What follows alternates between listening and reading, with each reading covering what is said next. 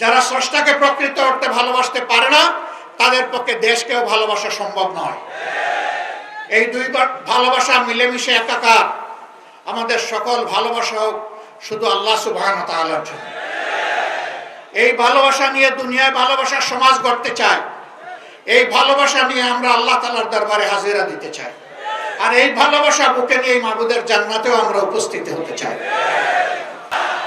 আমাদের এই লড়াই সকল ধরনের জুলুমের বিরুদ্ধে, সকল ফ্যাসিবাদের বিরুদ্ধে, সকল দুর্নীতির বিরুদ্ধে, সকল অপকর্মের বিরুদ্ধে, জাতিকে বিভক্ত করার বিরুদ্ধে এবং জাতিকে অন্য জাতির তাবেদার বানানোর বিরুদ্ধে।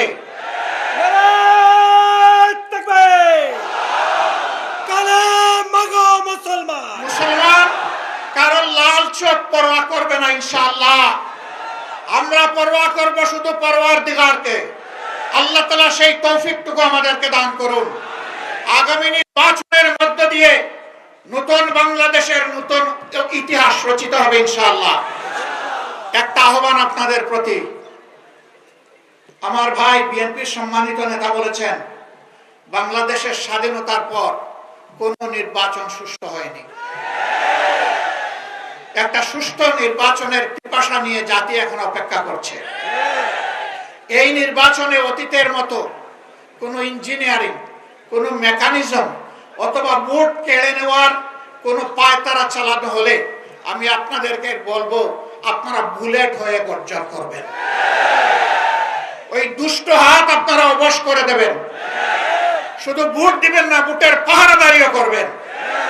আপনার ভোটে আপনার প্রতিনিধি নির্বাচিত হবে সেটি নিশ্চিত না হওয়া পর্যন্ত আপনারা বিশ্রাম নেবেন না। বলবেন যে দায়িত্ব আমাদের দিয়ে আপনারা কেউ সরে যাবেন।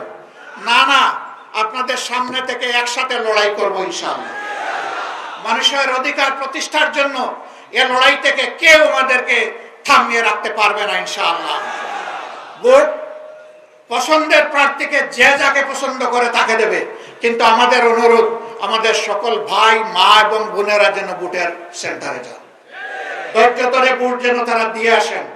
কোনো বিশৃঙ্খলা হলে সফলভাবে যেন মোকাবেলা করেন এবং জানিয়ে দেন যে ওই বাংলাদেশ শেষ, আজ থেকে নতুন বাংলাদেশ।